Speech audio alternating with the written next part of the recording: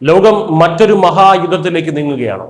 അതെ, യൂറോപ്പിൽ ഇപ്പോൾ അടിയന്തര സൈനിക നീക്കങ്ങൾ ആരംഭിച്ചിരിക്കുകയാണ്. ഇറാനെ തടയാൻ ലോകത്തിലെ ഏറ്റവും വലിയ സൈനിക സഖ്യമായ നാറ്റോ നേരിട്ട് യുദ്ധസന്നാഹങ്ങൾ തുടങ്ങിക്കഴിഞ്ഞു.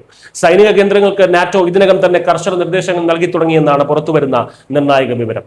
പശ്ചിമേഷ്യയിൽ അമേരിക്കൻ പ്രസിഡന്റ് ഡൊണാൾഡ് ട്രംപ് യുദ്ധം കൂടുതൽ വ്യാപിപ്പിച്ചാൽ യൂറോപ്പിലുള്ള അമേരിക്കൻ സൈനിക താവളങ്ങൾ ആക്രമിക്കുമെന്ന ഇറാന്റെ ഭീഷണിയാണ് നാറ്റോയെ ഇപ്പോൾ യുദ്ധസജ്ജമാക്കിയിരിക്കുന്നത്. തങ്ങളുടെ സഖ്യകക്ഷികളെ സംരക്ഷിക്കാൻ ഏതറ്റം വരെയും പോകുമെന്നും ഇറാന്റെ ഏത് ആക്രമണത്തെയും തകർത്തെറിയാൻ നാറ്റോയുടെ സേന പൂർണ്ണ സജ്ജമാണെന്നും ഔദ്യോഗിക വക്താവ് വ്യക്തമാക്കി. യൂറോപ്പിലെ ബൾഗേറിയയിലെയും സൈപ്രസിലെയും തന്ത്രപ്രധാനമായ സൈനിക ആസ്തികളാണ് ഇറാൻ പ്രധാനമായും ലക്ഷ്യമിടുന്നത്. ഈ ഭീഷണി വെറും വാക്കല്ലെന്ന് നാറ്റോയ്ക്ക് നന്നായി അറിയാം. കഴിഞ്ഞ മാർച്ചിൽ ഇറാനിൽ നിന്ന് തുർക്കിയിലേക്ക് പാഞ്ഞു വന്ന നാല് ബാലിസ്റ്റിക് മിസൈലുകൾ നാറ്റോയുടെ വ്യോമ പ്രതിരോധ സംവിധാനമാണ് ആകാശത്ത് വെച്ച് തകർത്തിട്ടത്. ഇതിനു പുറമെ സൈപ്രസിലെ ബ്രിട്ടീഷ് സൈനിക താവളത്തിന് നേരെയും അന്ന് ഡ്രോൺ ആക്രമണം നടന്നിരുന്നു.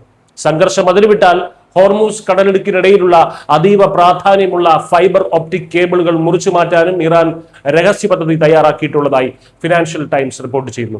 ചുരുക്കത്തിൽ പശ്ചിമേഷ്യയിലെ പ്രശ്നങ്ങൾ ഇപ്പോൾ ഔദ്യോഗികമായി തന്നെ ഒരു നാറ്റോ ഇറാൻ യുദ്ധമായി മാറുകയാണ്. പാശ്ചാത്യ രാജ്യങ്ങൾ പോലും ഇറാന്റെ മിസൈലുകൾക്ക് മുന്നിൽ വലിയ സുരക്ഷാ ഭീഷണി നേരിടുന്നുണ്ട് എന്നുള്ളത് വാസ്തവമാണ്. ഇതിന്റെ എല്ലാം അവസാനം എന്തായിരിക്കുമെന്നാണ് നമ്മൾ മനസ്സിലാക്കേണ്ടത്. ഇറാന് പിന്തുണയുമായി നോർത്ത് കൊറിയയും ചൈനയും റഷ്യയും ഒപ്പം ചേർന്ന് ഇത് വലിയൊരു ലോകമഹായുദ്ധമായി മാറുമോ? അതോ അമേരിക്കയും ഇസ്രയേലും നാറ്റോ രാജ്യങ്ങളും കൂടി പേപ്പട്ടിയെ തല്ലിക്കൊല്ലുന്നത് പോലെ ഇറാനെ അടിച്ചൊതുക്കുന്നത് നമ്മൾ കാണേണ്ടി വരുമോ എന്നറിയില്ല. അത് കാത്തിരുന്ന് തന്നെ കാണേണ്ടിയിരിക്കും. Mister system